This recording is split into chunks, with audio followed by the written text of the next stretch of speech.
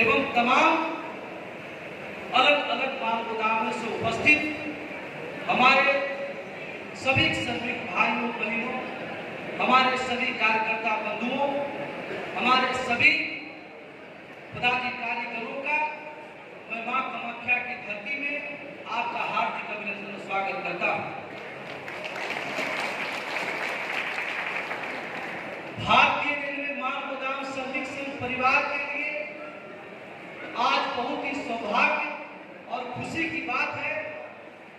कि समाज के सबसे अंतिम पंक्ति में गुजर कर बसर करने वाला हमारा माल गोदाम के श्रमिक और हमारे संगठन के पिता राष्ट्रीय महामंत्री जी ने जिन श्रमिकों के हक अधिकार की लड़ाई 1998 में शुरू किए, आज जो अपने मुकाम तक पहुंचने वाला है और आज राज्य सरकार से लेकर भारत सरकार के मंत्रीगण जो आपके भविष्य को सुरक्षित करने के लिए भारत सरकार में आज हमारे बीच उपस्थित हैं, ये हमारे लिए बहुत ही सुखद अनुभूति है।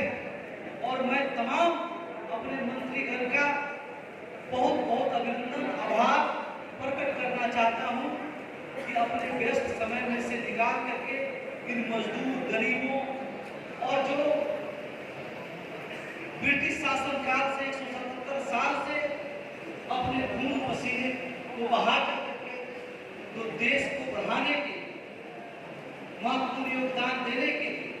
आप जो आज इनके मनोबल को बढ़ाने के लिए आए हैं, हम भारतीय रेलवे माल गोदाम संघ के सभी परिवार के सदस्य की तरफ से मैं आपका हार्दिक अभिनंदन और स्वागत करता हूं। साथियों,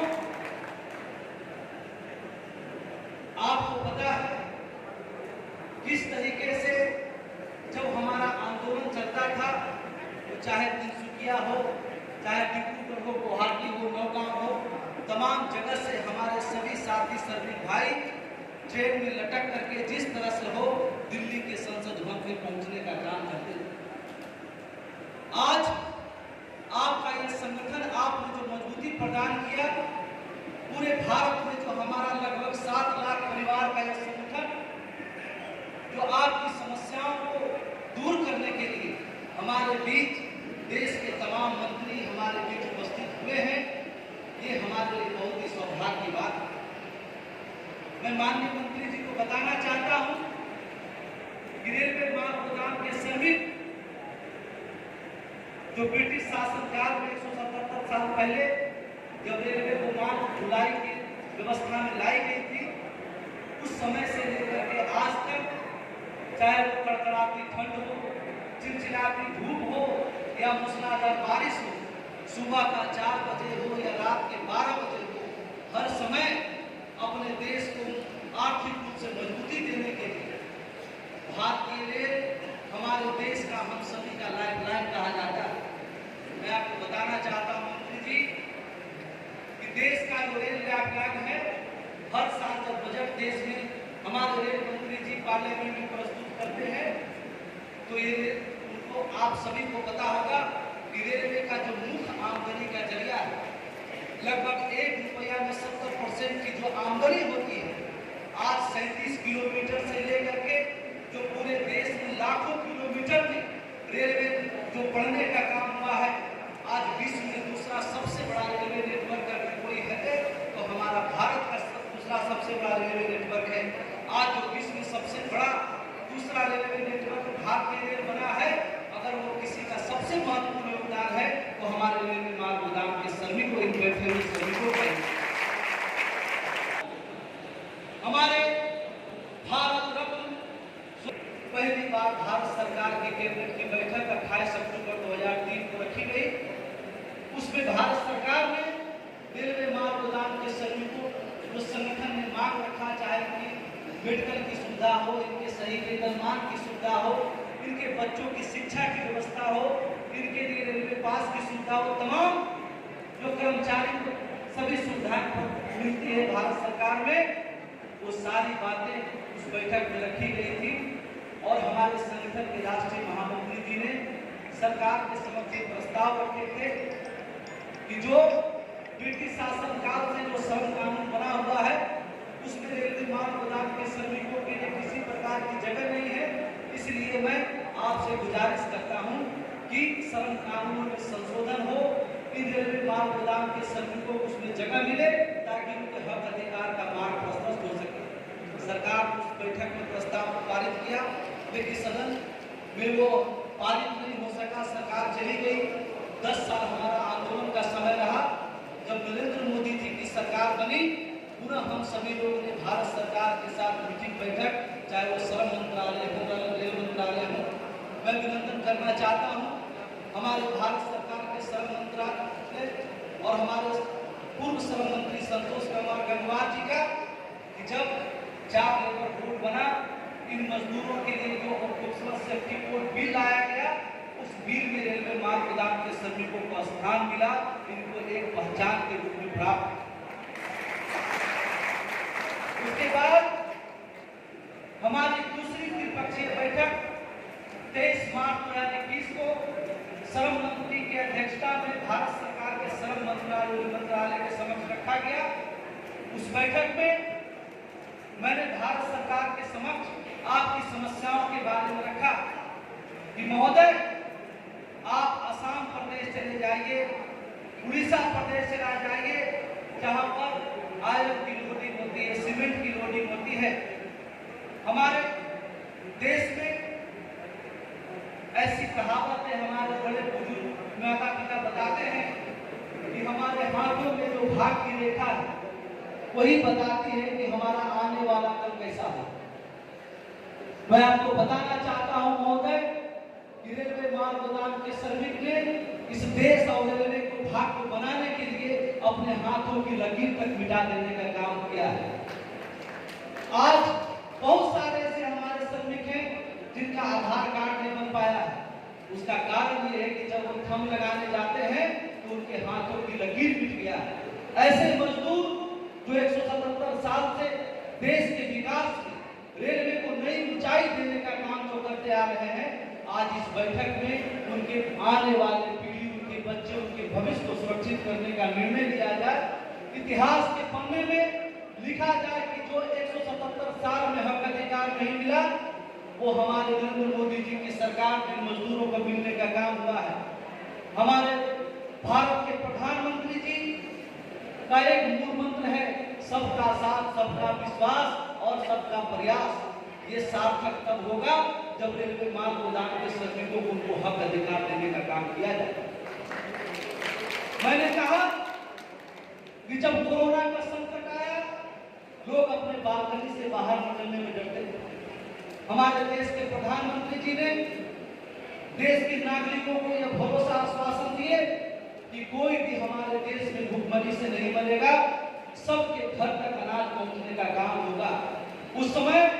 इस देश में कोई अपनी जान की परवाह किए बिना, अपने बच्चों की जान की परवाह किए बिना अगर कोई इस देश में सबसे आगे आने का काम किया तो रेलवे माल गोदाम के श्रमिकों ने काम किया। जब देश में सड़क मार्ग बंद हो गया, हवाई मार्ग बंद हो गई, पैसेंजर ट्रेन चलना बंद हो गया, हम आपने देखा ट्रेन में कि किस तरह से लोग दिल्ली से असम तक पैदल चल के आने का काम किए। उस परिस्थिति में भी हमारे लोग, हमारा माल गोदाम के श्रमिक कहीं 500 की संख्या में, कहीं 1000 की संख्या में, कहीं 2000 की संख्या में एकत्रित होकर पुलिस की डंडा खा करके, पुलिस की डंडा इसलिए खाए कि उनके पास उस समय पहचान नहीं था कि ये माल गोदाम के श्रमिक हैं। जब वो गेहूं, चावल, चीनी तमाम खाद्यान्न सामग्री उतार करके देश के कोने कोने में पहुंचाने का जब वो काम कर रहे थे, उस भोजन की सामग्री खा करके डॉक्टर कोरोना के बीमार लोगों का इलाज कर रहे थे। वही भोजन खा करके हमारा प्रशासन देश को सुरक्षा प्रदान करने का काम कर रहे थे। उस समय का सबसे बड़ा कोरोना वीर के रूप में अगर कोई सामने आया तो रेलवे माल गोदाम के श्रमिक था। मैंने उस बैठक में मांग किया कि हमारा मजदूर जो दिन रात काम करता है, अगर एक आदमी का औसत उम्र 60 से 70 वर्ष है, जब वो दिन रात सीमेंट की बोरी बनाता है, उसके नाक में सीमेंट का गलता जाता है, उसके लंग्स में जम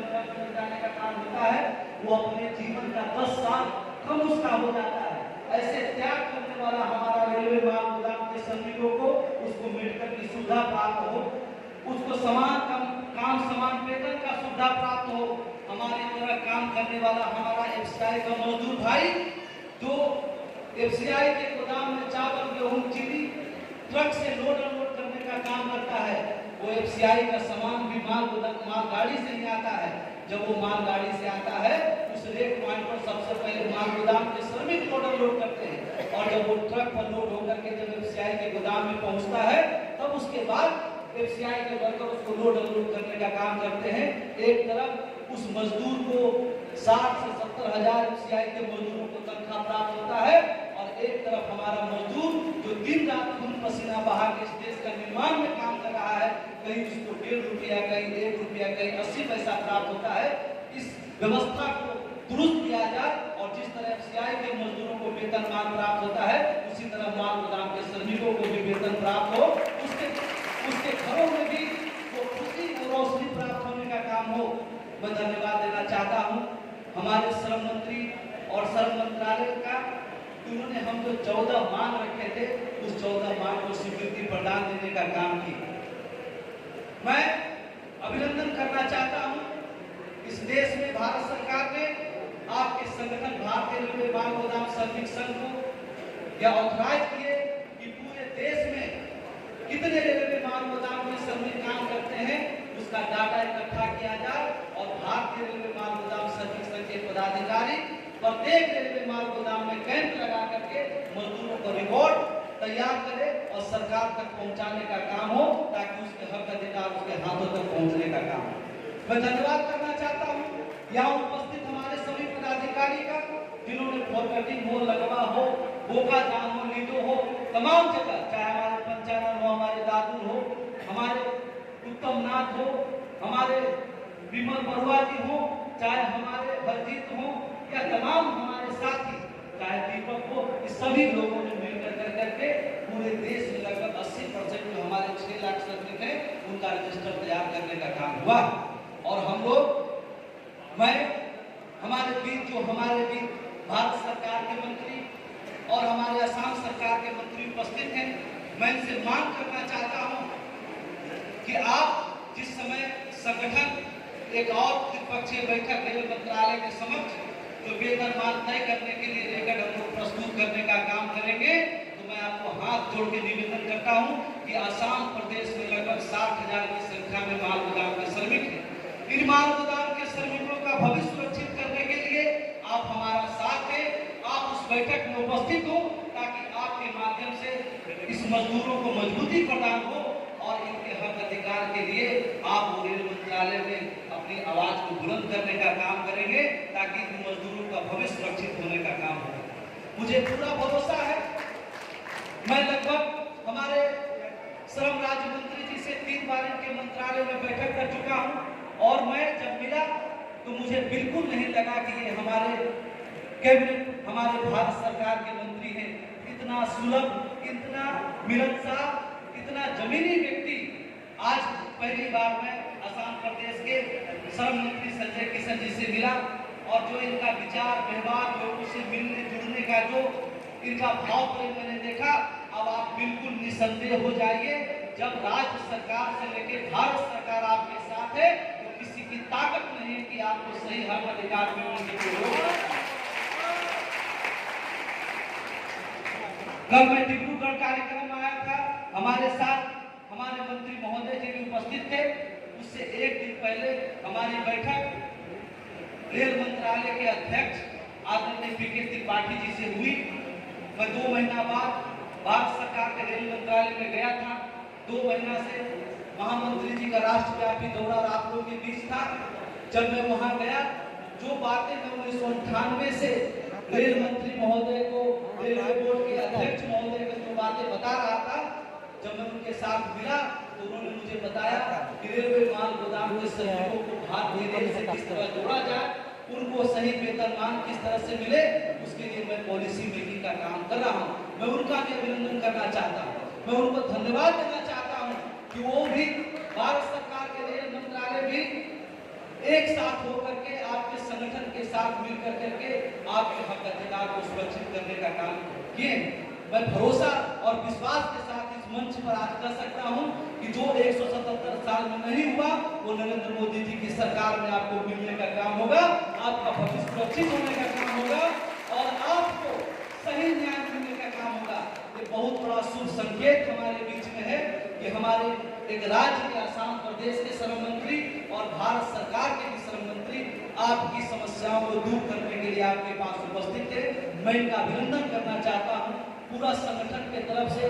धन्यवाद करना चाहता हूं, कोटि कोटि प्रणाम करना चाहता हूं और इनको अभिनंदन करने के साथ मैं अपनी वाणी को विराम देना चाहता हूं। और आप लोग जो अलग अलग जगहों से इतना कष्ट कर करके कोई सुबह चले होंगे, कहीं दूर से किस तरह से पहुंचे, कोई खाना नहीं खाया होगा, आप जो इतना भरोसा, विश्वास और एकता के साथ संगठन के साथ आप जो खड़े हैं, मैं आपको हाथ जोड़कर आपको नमन करना चाहता हूं, अभिनंदन करना चाहता हूं। बहुत बहुत धन्यवाद। जय भारत माता की जय। श्रमिक संघ जिंदाबाद। बहुत बहुत धन्यवाद।